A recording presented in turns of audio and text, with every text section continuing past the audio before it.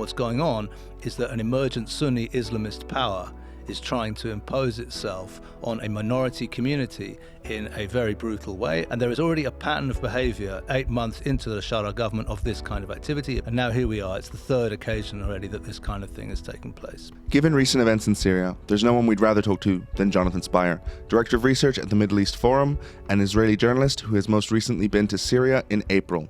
Jonathan, thank you for being here. Thank you for inviting me. We wanted to bring you into the studio to tell us a little bit about what's going on. You're probably the most up-to-date person on what's happening in Syria. You've been to Syria more recently than a lot of Israelis. You were there in April. But first, actually, let's hear a little bit of background from you about who you are and where you come from. Oh, sure. Well, so I'm a journalist and a Middle East analyst, and I've been focusing on, I guess, the area to Israel's north, meaning Lebanon and especially Syria, and then also Iraq to a degree, over the last, getting on for 20 years now.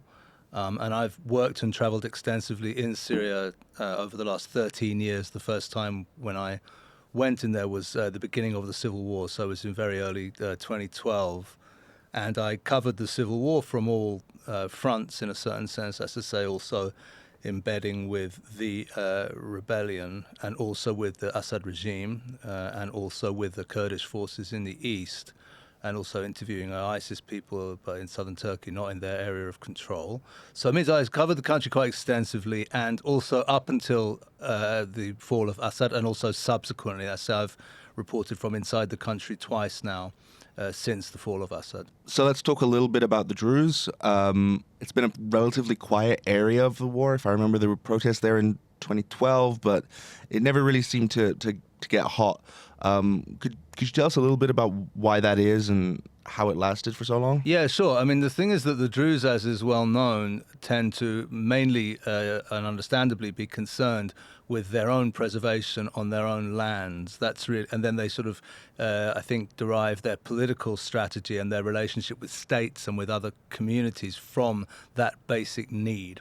And what that means is that they will tend to try as best they can, often, to stay neutral if it serves their purposes in fights going on between other communities. And I think it became very apparent to the Druze early on with regard to the Syrian rebellion that this was a Sunni Islamist rebellion, and that therefore the Druze had very little to look for in terms of supporting it, because it wasn't necessarily going to make their lives any better than their lives under the, of course, very oppressive Assad regimes were. And as a result, what the Druze kind of did was they developed a number of their own militias.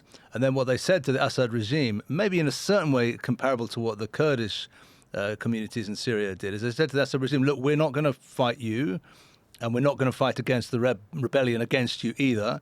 And what we want to do is to be able to police our own communities and keep our own communities safe.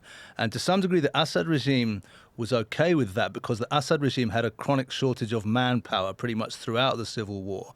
So if it could sort of remove parts of the country from the battlefield, it would then enable it to use its own limited manpower in a more effective way. So that was kind of the proposal that the Druze community, so to speak, made to the Assad regime. The Assad regime largely accepted that. And as a result of that, Sweda province managed for most of the civil war to stay outside of the most intense action. I think anyone that remembers the fall of Assad remembers just this sudden southern military uprising in Sweda and Dara. And that would have seemed shocking to anyone who didn't really know that these militias existed and had been basically semi-autonomously policing their areas. Could you, were these people the same? Are the people that are fighting right now in Sweda the same people that were involved in this autonomous policing? Yeah, very much so. These are existing and well-known military and political formations, such as, for example, the Sweda Military Council, which is connected to Sheikh Hikmat al-Hijri, and also the Rijal al-Karama, or men of dignity, which is connected to Layth al-Balus, or that family and that era. So yeah, these are existing quantities, existing and known formations. I want to just add something also with regard to what you were saying before. It's worth noting actually that the militias from Daraa province in the south were actually the first to arrive into Damascus as the regime was falling. So it's quite interesting that they actually arrived before HTS arrived. But of course, HTS is a bigger and more powerful militia. So once they arrived into the vacuum left by the disappearance of Assad regime, they then took over. But it's notable that those militias in Daraa also fought sort of quite hard and long against Assad regime. And of course, it's worth remembering that the rebellion against Assad back in 2011 started in Daraa province. It started in southwest Syria. So this is also a point to note as well. I think if I remember correctly, when Daraa was liberated, there were these huge celebrations. People were saying, wow, we've liberated the birthplace of the revolutions. But these two names you mentioned, Hikmat al-Hijri and Layth al-Balus, could you tell us a little bit more about them? I'm sure their disagreement, I don't want to say they're different politically, but I'm sure their disagreement has some sort of element. So what's really the difference between these two? Yeah, I mean, al-Hijri is a spiritual leader of the Druze, and in a certain sense, there's a difference in the sense that when people talk about al-Hijri's militias, it's a bit of a simplification because al-Hijri is not a military commander. He's not somebody who's sort of commanding forces in the field, but he has militias that are associated with him or are loyal to him through the Suwaida military council, and so this is that situation. Whereas Layth al-Balus is a much younger man, and he's actually the son of the creator of Rijal al-Karama, that's to say the creator of the Men of Dignity militia, and his father was killed. Wahid al-Balus was killed in the course of the civil war. So these are sort of differing power and patronage structures in the Druze community. They do also have, I would say, a notable difference in outlook with regard to the emergent regime of HTS, in the sense that al-Hijri has been much more determined to secure decentralization and federalism in Syria and for the Druze community, and al-Balus has been more associated with a view which is trying to reach compromise with the new government rather than take a stand against it. I don't want to put them in too small a political box, but can we say that in one sense, Hijri's faction are more the autonomists and Balus's faction are more the centralists, or is Hijri actually looking to split off and form a Druze state? No, he hasn't spoken in those terms, but that's because I think in many ways they probably want the same thing, which is they want maximum decentralization and maximum local control for the Druze. And then I think probably they differ in terms of what is achievable. That's the point. So I think if you were to talk to Layth al-Balus's people and say, well, would you like, a very, very decentralized and federalized Syria in which the Druze have maximum control of their areas? Of course, they'd say yes. And al-Hijri wants that as well. But the issue is just what they regard to be achievable. And the issue, I think, is also to some degree with regard to Israel. I mean, Israel comes into this equation, factors into this equation in the sense that depending on what you regard to be achievable or not will also to some degree determine the attitude you take to Israeli action. Because if you think that a great deal of decentralization is achievable and that the government in Damascus, the Shara regime in Damascus is weak, let's say, then you might take a different attitude towards Israel. It's okay, well then it's a good thing that Israel's attacking because that helps pile pressure on the regime in Damascus. And if you, on the other hand, say, yeah, no, this is courting disaster from the Druze point of view because the Druze are not that strong. So if they go all out on supporting a foreign military action and on sort of holding fast against the regime in Damascus, they stand, a couple of months down the line, or maybe even sooner, to face a kind of furious retribution from the government and its supporters, which could cost the Druze community heavily. So I think to a great extent the differences are over tactics rather than over vision with regard to these groups. Is there also we see this in a lot of these kind of conflicts. Is there also a personal element between Hijri and Balus or their factions? I seem to remember there was some sort of reporting about Balus's father's tomb being destroyed and a few other incidents like this. Is that an accurate way to look at it? I mean, certainly there are personal differences, and there has been a great deal, which is also visible online, of sort of personal criticism, let's say, and even in the case of al-Hijri, from some abuse as well. So yeah, things have reached quite heated level, I'd say. And of course, yeah, these are personal in the sense that these are powerful families, these are powerful individuals with extensive patronage networks within their particular communities. I think that's something that a lot of the people watching and listening will not really experience. That this level of political patronage, where your patrons can dislike each other, and it can lead to, actual animosity between their followers. So let's talk maybe a little bit about how shocked were you to see this as soon as the Syrian internal security forces left Suwaida, to then see sort of a response from the Druze militias of targeting Bedouin civilians? Was that a shocking? Should we have been shocked at that, or was that sort of expected? Well, not really. I mean, I think that the point is that the notion that there's a clear division actually between Bedouin tribal fighters and the General Security Service or other elements of the Shara government is to some degree false, or I think it is false. Actually, the Syrian government makes use of Bedouin tribal militias, and it also turns Bedouin tribal fighters or commanders into official representatives of the emergent security forces simply by rebadging them. And we were seeing that in terms of some of the forces that were heading into Suwaida in recent days. So, for example, if I can take one example, one individual, which is very representative, I think, of what is going on, the individual who's called Muhammad al-Jassim, or better known as Abu Amsha, who is the commander of something now, which is now called the 62nd Division of the Syrian National Army. But Abu Amsha is, and this is a Bedouin tribe. I mean, he comes from a Bedouin tribe. But the thing is that this is a person who was a militia leader actually in the northwest of the country for most of the civil war, and was engaged in some really dreadful atrocities. I personally reported on those, and actually I wrote about them. I broke that story to the Jerusalem Post. And if there was real concern about humanitarian issues, as maybe some people like to pretend there is a general concern, this should have been a huge story. I wrote about the disappearance of thousands, around 8,000 Syrians, into a private prison system maintained by this Abu Amsha and his militias, the Sultan Suleiman Shah militia, in close alliance with the Turks. So what we're seeing here is not militias over here and the kind of official security forces over there. What we're seeing is there is a generalized Sunni Islamist effort, and it is gathered around the government in Damascus. But the government in Damascus does not exercise complete control over all of the militias that engage in its name.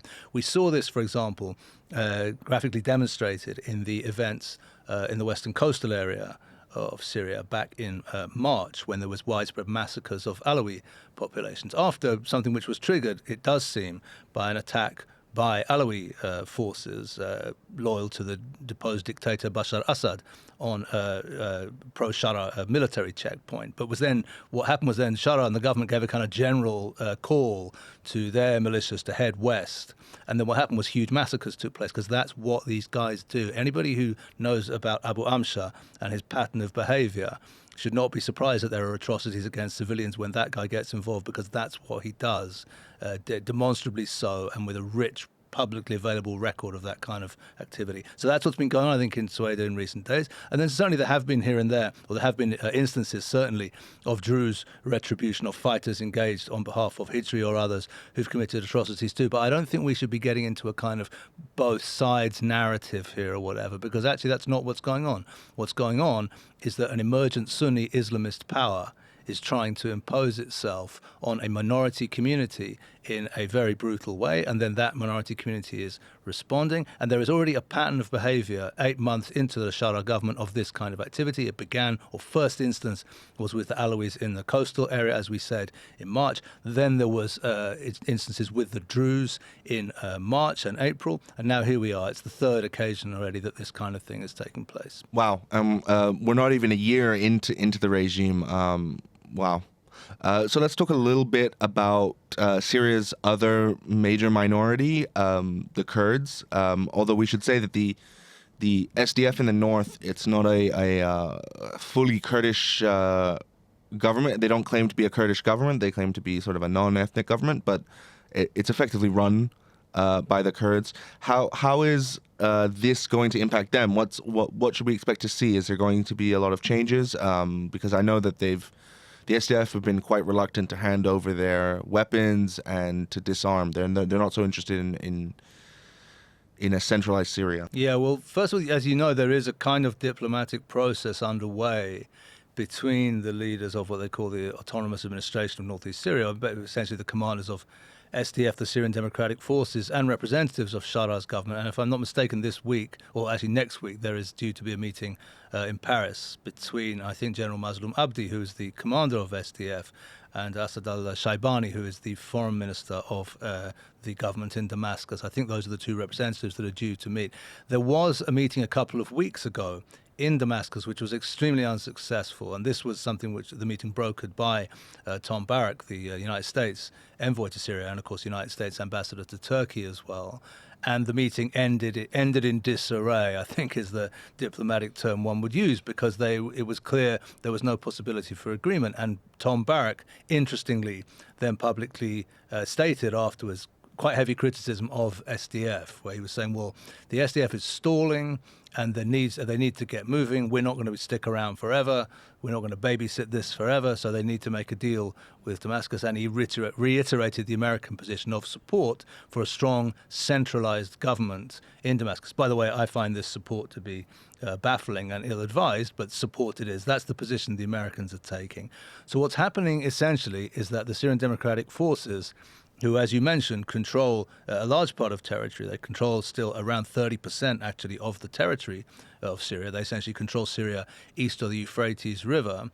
This force is being, if I can put it kind of bluntly, they're being kind of railroaded into making a deal that they don't want to make with HTS, and they are, I think, quite determined to stop that. And the events in Sweden of recent days have made them much more determined, I think, to try to take a hard line with regard to Damascus and try to resist the pressure to surrender to Damascus, because I think what they believe, and maybe with a degree of justification, is that if they give up their ability to defend themselves autonomously, they are likely to face a similar fate, maybe even just a few months down the line, as that currently being suffered by the Alawis and the Druze. And let me just make one more point when I say currently being suffered, because these incidents are not really sufficiently covered by media. It's important to understand that Alawis in the western coast of there, for example, it's not that they had a bad experience back in March and now everything's become normal. It's that they had a bad experience, they experienced massacres, and now what they are experiencing is daily and extensive harassment of their communities, undefended by the so-called security forces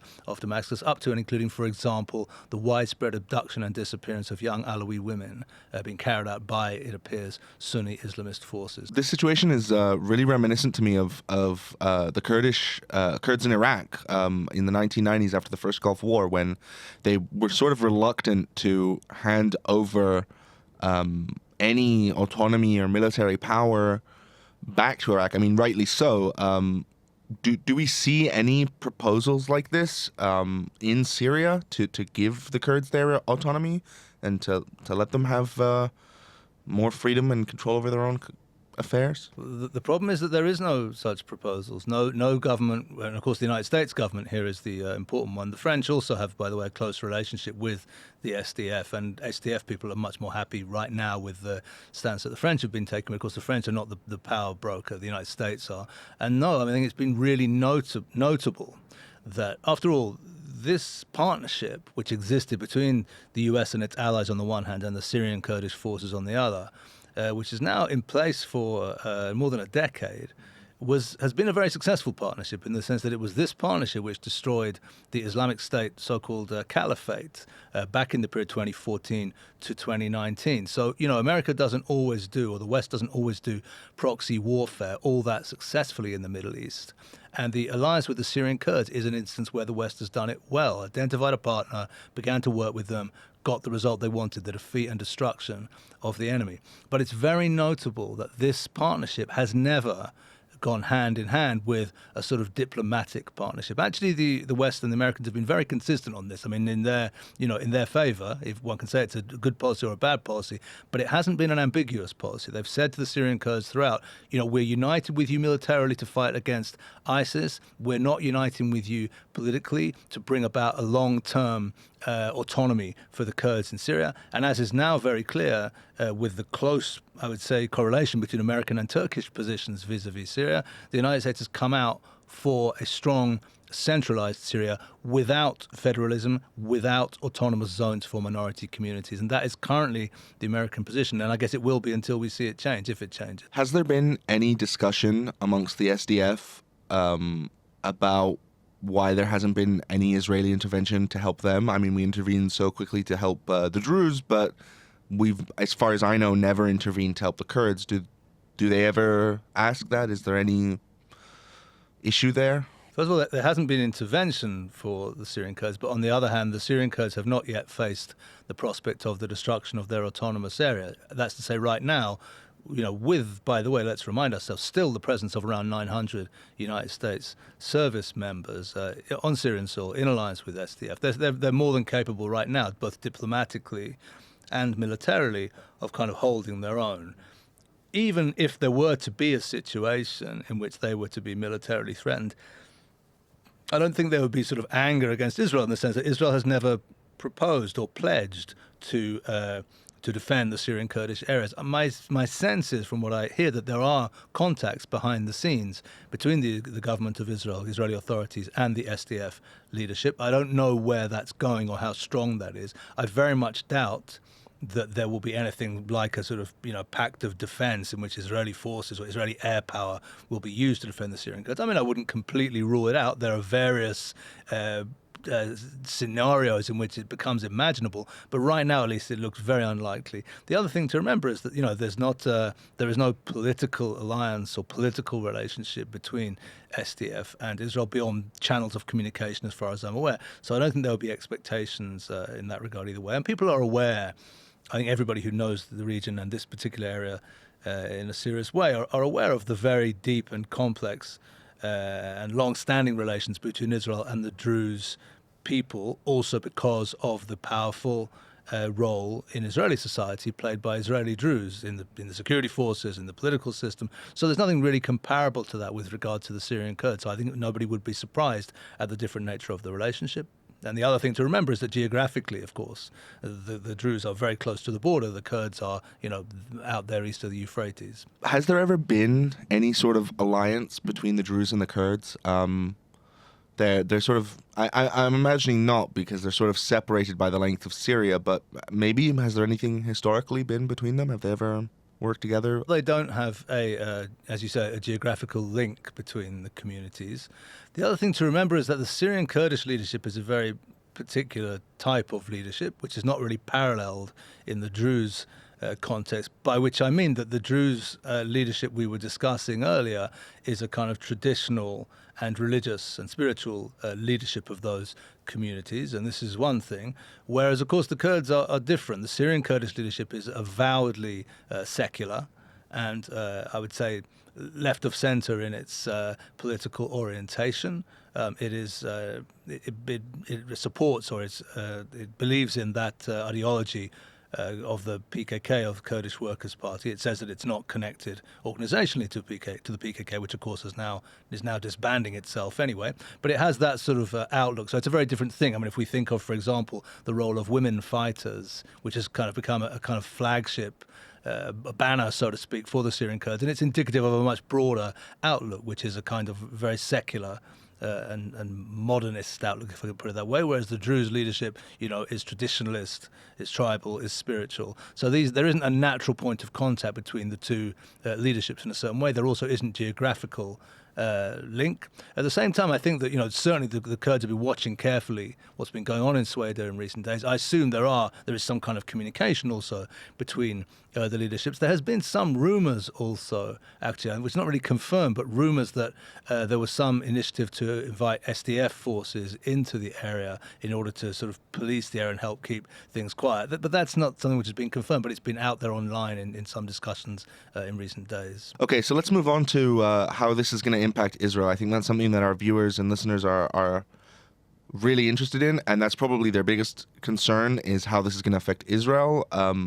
How is Israel and the average Israeli going to be affected by us intervening in Syria? Are we going to be dragged into a longer conflict? Yeah, first of all, it's worth remembering that the Israeli intervention on behalf of the Druze was not the first time that Israel has intervened on behalf of the Druze. That's to say, also back in April, when there was a similar but smaller scale situation, Israel then also intervened. Israeli air power then also targeted Syrian government forces or forces associated with them. So this isn't the first time, but it's the largest scale intervention. And I would say it's notable, certainly it's notable, that Israel didn't just strike against Syrian government forces making their way down to Sweda, but it also hit at the defense ministry and close to the presidential palace in Damascus itself. So clearly Israel wanted to send a very, very strong message to the Syrian government. Now, what exactly was that message, or is that message? Firstly, I think, of course, it is to say, well, don't act against the Syrian Druze, and if you do, then we will defend them. But there's something broader than that, I think. It's not only about altruism on behalf of the Druze. Again, I'm not ruling that out, because I think that maybe international audiences are not quite aware of how strong the Druze are as a voice inside Israeli society, where they can say, well, we need you to defend our fellow Druze, and the Israeli authorities will respond often. But it's not only about that. It's about a broader intention, I would say. And this broader intention derives from a broader analysis of what's going on in Syria. The broader intention, I think, is to preserve a demilitarized zone close to Israel's border. What does a demilitarized zone mean? Does it mean that nobody carrying a gun on behalf of the Damascus authorities is allowed close to the border? No, it doesn't mean that. But it does mean that, for example, heavy armored forces or artillery, and in general maybe forces associated with the Syrian defense ministry rather than the interior ministry, will not be permitted to deploy close to the border. And of course, that is what was happening in the context of Sweda. The Syrian defense ministry, the Syrian army, was sending forces close to the border, and Israel, in the first instance, acted against those forces, acted against the tank column heading towards Sweda. They said, no, we're not going to permit you to deploy those kind of forces close to the border with Israel. So I think there's an Israeli intention to maintain a demilitarized zone in the area close to the border.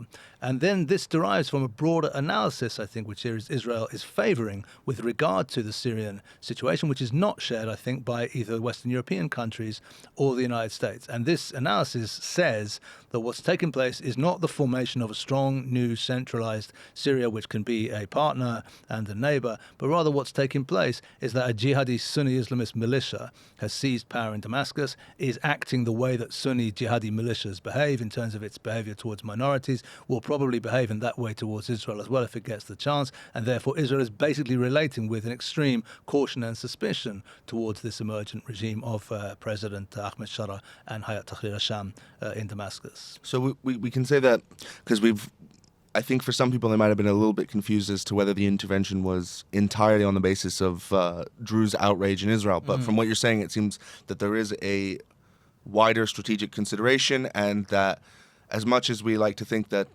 public protest is a large factor in strategic decision-making, there's often many other considerations. If I can add to that, I mean, there was reports of meetings between the sides in Azerbaijan, in Baku, Azerbaijan, in the days prior to what took place. And certainly there have been some reports suggesting that Israel was annoyed because Israel thought it had made it clear, Israeli representatives thought they'd made it clear to the representatives of Shara and Damascus that this would not be permitted. And it seems that the authorities in Damascus either didn't understand the messaging or thought that they would be able to kind of push the envelope, I suppose it's right in saying, and say, well, you say we can't do this, but actually, we're close to the Americans seem to like us, the Americans seem to want to work with us. So, hey, we can just kind of do what we want. It's our country. If we want to deploy soldiers close to the border, we'll just kind of go ahead and do it. And I think Israel wanted to make it absolutely clear, well, that's not the way that it's going to be, or at least Israel's not going to readily and happily permit that. Do you think there's a danger that this could reignite the civil war in Syria? I mean, I would be cautious in how I'd respond to that in the following way. I think that we should be clear that the notion that the underlying causes and the Syrian issue that was raised, if I can put it that way, in the course of the civil war, or that caused the civil war, the notion that these issues have now been resolved because a new government has come in Damascus, it's a new dispensation, it's a new morning, and all that's over. We should be very careful about drawing conclusions like that. The basic problem or problems of governance in Syria with regard to the sectarian divides in the country, with regard in lots of ways to the absence of a deeply shared sense of Syrian. There is a shared Syrian identity, but a deeply a deeply shared sense of how Syria should be governed and for whom it should be governed and who should dominate. The absence of a consensus and all that, all these issues that led to the civil war in the first place are still there. What's changed is that the people in the driving seat have changed. As I say, for more than half a century, people coming from that quite small minority, 12% minority, the Alawi community in Syria, dominated the country.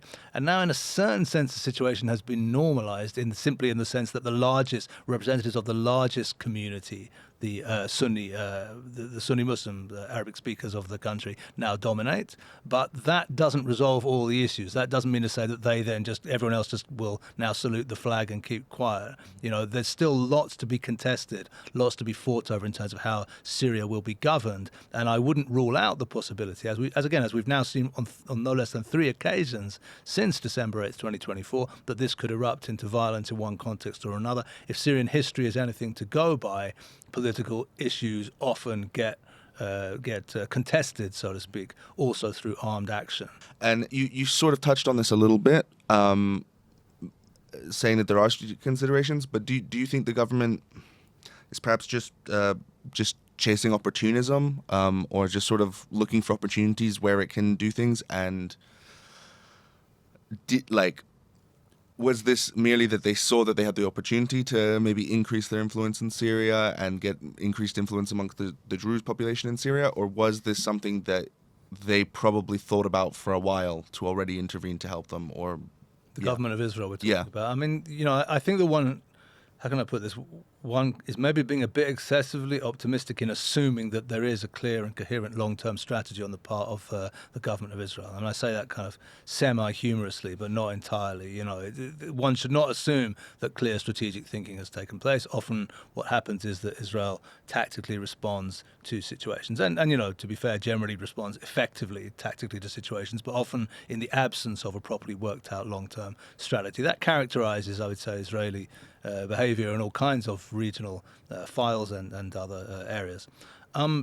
Is that taking place here, or is there a more fully worked out strategy? I think there is a fully worked out analysis, which is currently predominant in the Israeli system, as I mentioned earlier, which is the view that the Shara government, as currently constituted, is not bringing about stability, is not on the way to bringing about stability and good governance in Syria, that it is rather, it appears to be in the process of creating a kind of repressive Sunni Islamist form of governance, which is likely to encounter resistance and which could then well lead to violence in the country. I think that's the predominant analysis. I think Israel is operating under those assumptions. And as I said, I think the desire to determine to create and guard a demilitarized zone across the border is clearly there. Of course, Israeli forces are also deployed, it's worth remembering, into the demilitarized, or the formerly demilitarized zone defined by the Separation of Forces Agreement after the Yom Kippur War. So there's a bunch of different pieces of Israeli behavior which do all point in a particular direction and which are all based, I think,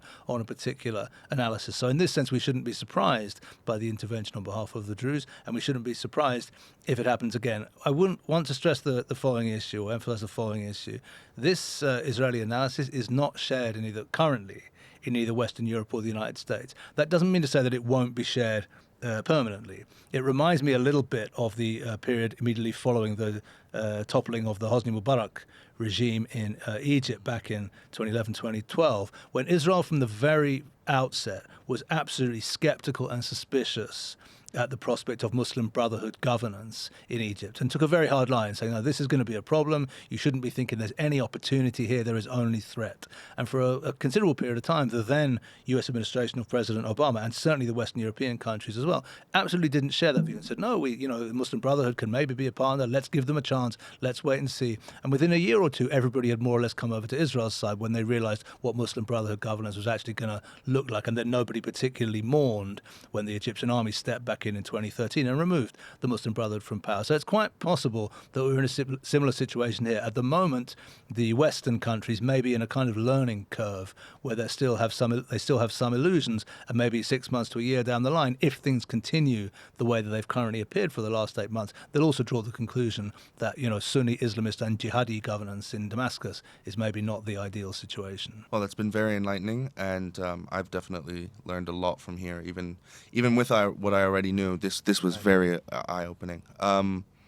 Do you have any final words, anything you want to say specifically about the situation that you think people should be hearing? Well, only one thing I think we should bear in mind is that, in a certain sense, what happened in the western coastal area with the Alawis and what's happened now with the Druze in Soweto could be a kind of dress rehearsal for something much bigger, which may be on the way east of the Euphrates, which is that if the Kurdish, well-armed and well-organized Kurdish forces that fought and won against ISIS, if they are subject to an attempt to kind of railroad them into a forced acquiescence to an emergent Sunni Islamist and jihadi regime in Damascus, that's not something which they'll necessarily quietly acquiesce to.